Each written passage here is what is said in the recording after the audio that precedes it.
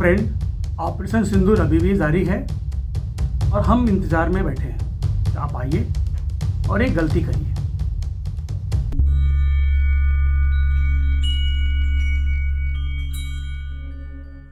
नमस्कार, मैं doctor ramen Kushwaha और आप देख रहे हैं सत्य सनातन 1857।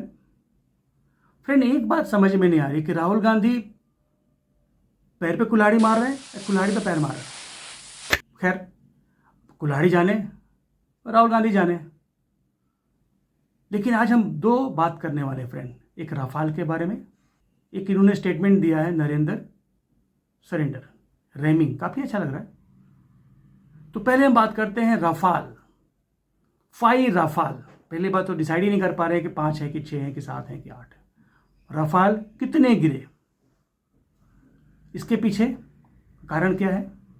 क्योंकि ये जो नैरेटिव है राफाल कितने गिरे, ये पाकिस्तान को बहुत सूट कर रहा है और राहुल गांधी और उनकी पार्टी क्या कर रही है? पाकिस्तान को कवर फायर दे रही है। पाकिस्तान चाहता है कि भाई जो नैरेटिव है वो सिर्फ राफाल पे अटक के रह जाए, मेरा कितना नुकसान हुआ इसके बारे में कोई बात नहीं करे। क्यों? कि पाकिस्तान का कोई कोना बचा ही नहीं जहां पर हमने ठोका नहीं, इनको मारा नहीं, इनको तहस नहस नहीं किया। फ्रेंड, ये वीडियो देखिए, उसके पीछे आपको एक मैप भी दिखेगा। वो मैप आप देखोगे तो आपको लगेगा कि यार बचा क्या है। हमने मारा 18, हमने डिक्लेयर किया 18। पाकिस्तान बोलता रहे नहीं नहीं 18 नहीं, वो 28 है। 28 जगह पे मारा, अपना डोजियर में लिखा है, यानी इंडिया ने मारा ज़्यादा बताया था। तो अब ये सब चीज़ों को छुपाने के लिए नैरेटिव फिक्स कर दो कि भाई राफाल राफाल चलाओ, बाकी चीज़ों पर ध्यान नहीं जाए लोगों का। क्यों? कि राफाल के पहले उन्होंने बोला कि भाई हमने तो आदमपुर एयरपोर्ट जो उनका जो एयरबेस है वो उड़ा दिया, उनके S-400 उड़ा दिया, अच्छा फटे प्लेन उड़ा दिया। मोदी जी पहुंच गए, सेकेंड डे दिखा दिया भाई सब कुछ ठीक ठाक है। उसी एयरपोर्ट पे उतरे, उसी रनवे के ऊपर पीछे बैकग्राउंड में S-400 दिखा दिया, MiG-29 दिखा दिया। अब क्या करें? राफाल राफाल चलाओ। राफाल के पीछे के 2 कारण है फ्रेंड। ये राफाल ही क्यों? सुखोई क्यों नहीं? जगुआर क्यों नहीं? मिराज क्यों नहीं? क्योंकि ब्रह्मोस मिसाइल तो हम लोग सुखोई MKI से करते हैं, सुखोई 30 MKI से। दुनिया में मात्र एक ही देश है जो cruise missile, supersonic cruise missile fighter plane से फायर करता है, उसे इंडिया करता है। एक सुखोई एक ब्रह्मोस मिसाइल कैरी कर सकता है। ब्रह्मोस का नॉर्मल रेंज है 300 किलोमीटर। जब आप इसको ऊपर से फाइटर प्लेन से जब आप फायर करते हैं तो ये मोर देन 400 किलोमीटर हो जाता है। Accuracy 3 metre. ब्रह्मोस की जो एक्यूरेसी है वो 3 मीटर, यानी कि टारगेट के 3 मीटर आगे पीछे ऊपर नीचे गिर सकती है। ठीक, बट सुखोई नहीं, राफाल क्यों? 2 कारण। राफाल गिरेगा तो ये नैरेटिव बहुत बड़ा नैरेटिव बनेगा कि भारत का नया नया राफाल शूट डाउन हो गया, राफाल अच्छा नहीं है, आप F-16 लाइए, F-35 लाइए और पता नहीं क्या क्या लाइए, यूरो फाइटर टाइफून लाइए। तो ये हो गया मार्केटिंग, पैसे का लोचा कि भाई राफाल का मार्केट खराब करो। दूसरा, राहुल गांधी अपने परिवार और पिताजी के माथे पे लगा कलंक बोफोर्स, आपको याद होगा 1980 to 1990 बोफोर्स की दलाली का अमाउंट था 64 करोड़।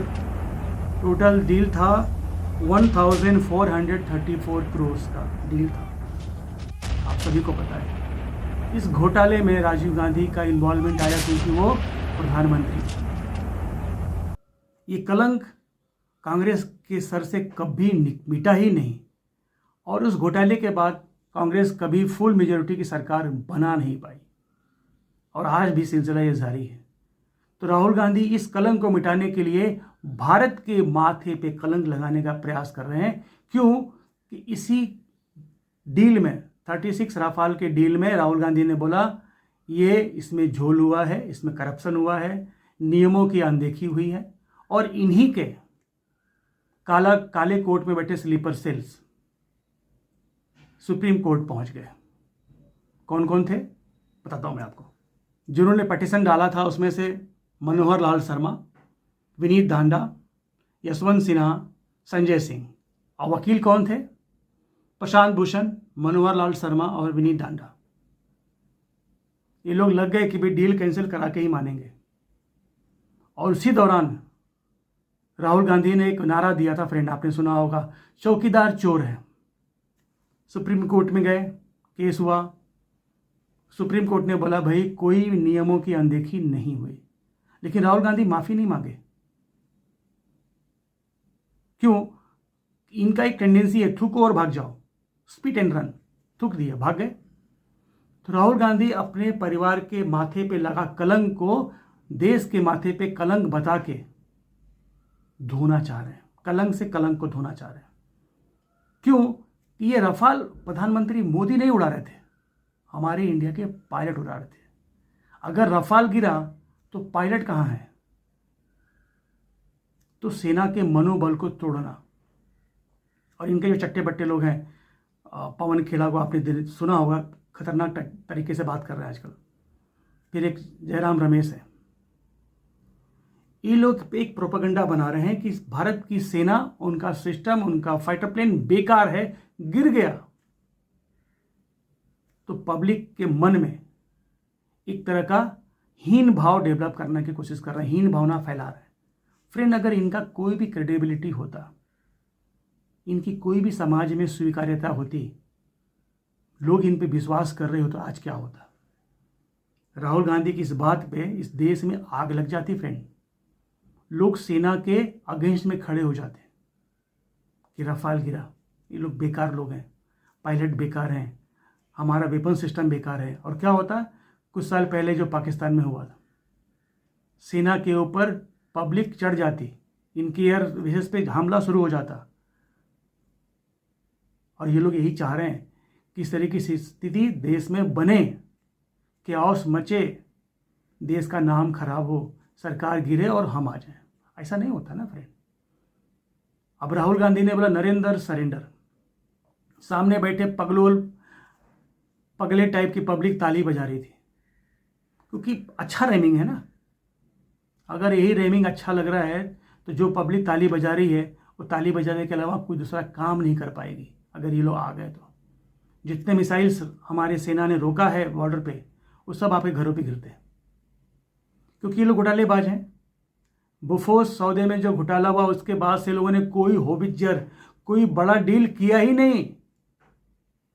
एक एंटनी बोलते रहे नहीं बाबा मैं कुछ डील नहीं करेगा, मेरा नाम खराब हो जाएगा, मेरे नाम के अगेंस्ट कुछ भी करप्शन का चार्ज लग जाएगा, मैं नहीं करेगा। आज हालत देखिए कैसी हो गई है हमारे देश में कि हमारे फाइटर जो प्लेन्स हैं उनका स्क्वाड्रन्स की संख्या काफ़ी कम है, जो इतना होना चाहिए उससे बहुत कम है। तो फ्रेंड, आप इनकी बातों का बिल्कुल विश्वास मत कीजिए। और पाकिस्तान चाह रहा है कि मामला सिर्फ राफाल तक हो। क्यों? आप ये वीडियो देखिए, इसके अंदर मैप भी लगा हुआ फ्रेंड। पाकिस्तान को ऐसा मारा है कि कहीं कुछ छोड़ा ही नहीं है इंडिया ने। एयर बेसिस को तो ऐसा धोया है कि सब वो यूज़ करने के लायक नहीं। जैसे जैसे समय बीत रहा है मालूम पड़ रहा है कि कितने फाइटर प्लेन उनके मारे हमने। कुछ को हवा में मारा, कुछ को तो हैंगर में ही ख़त्म कर दिया, उड़ने नहीं दिया उनको। आप वीडियो देखिए, जगह देखिए, मरकज, सैयदना बिलाल, पेशावर, झांग, अटक, मुरीद, गुजरावाला, सरगोदा, बहावल नगर, रफ़ीकी, जैकोबाबाद। अरे गिनते जाइए महाराज, इतना मारा है इनको, इतना मारा है कि अब भाई ये सब चीज़ें बाहर आएंगी तो बदनामी होगी। तो बंदूक थमा दिया राहुल गांधी के हाथ में, भैया आप लगाओ, बीजेपी के कंधे पे गन रखो और सेना पे चलाओ। पब्लिक समझ नहीं रही है, पागल है पब्लिक, देख नहीं रही है। और ये सारे जो रिसोर्सेस हैं ये फॉरेन मीडिया के थ्रू लिए हुए हैं, ये हमारे सेटेलाइट इमेजेस नहीं है फ्रेंड। ताकि कोई नहीं बोले कि हमने कुछ उसमें डॉक्टरेट किया हुआ है, कुछ ऐसा कुछ नहीं किया, ये फॉरेन मीडिया का है।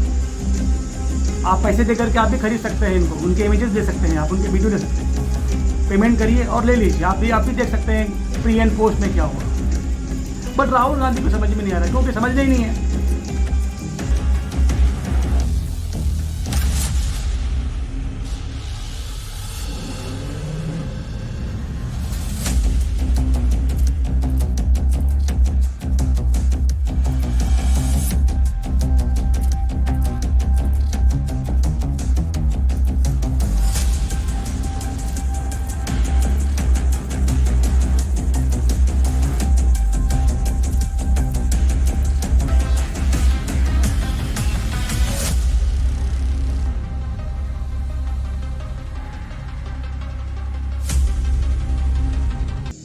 अब आते हैं फ्रेंड नरेंद्र सरेंडर। बहुत अच्छा रैमिंग लग रहा है, लेकिन ये बहुत खतरनाक है फ्रेंड। जमीन के टुकड़े तो लोगों ने दिया, क्योंकि देश को देश तो मानते नहीं थे, ये अपने बाप की जागीर मानते थे। जो मन में आया दे दिया। 1947 से लेके इनकी सरकार जब तक रही देती रही। जो सेना ने जीता, कब्जा किया, सब वापस। फ्रेंड, ज़मीन का टुकड़ा आज नहीं तो कल हम ले ही लेते। शायद पहले लोगों को पता भी रहा होगा कि मोदी आएंगे तो ले ही लेंगे, इसलिए दे दिया। लेकिन फ्रेंड, जब 1971 वॉर ख़त्म हुआ, जब हमने पाकिस्तान के 2 टुकड़े किए, नया देश बनाया, तो हमने पाकिस्तान के 93,000 सोल्जर्स को सरेंडर कराया। फिर उनको हम लोगों ने उनके वापस घर भेज दिया। लेकिन उसी जगह पे हमारे सिर्फ मात्र 54 सोल्जर जो उनके कैद में थे, उनको हम छुड़ा नहीं पाए फ्रेंड। पाकिस्तान की कैद में वो तड़प तड़प के मर गए। कोई पूछने वाला नहीं, कोई जांचने वाला नहीं। 93,000 को छोड़ दिया, 54 को ले नहीं पाए। ये था सरेंडर, मर गए वो लोग। अब ये स्टोरी बहुत बड़ी है, तो इसके लिए एक मूवी है फ्रेंड, 1971 अवार्ड विनिंग मूवी है। मुख्य कलाकार में मनोज बाजपेयी हैं। ये फ्रेंड फिल्म आप देखोगे ना, ये यूट्यूब पे अवेलेबल है, इसका लिंक मैं आपको डिस्क्रिप्शन बॉक्स में दे दूंगा।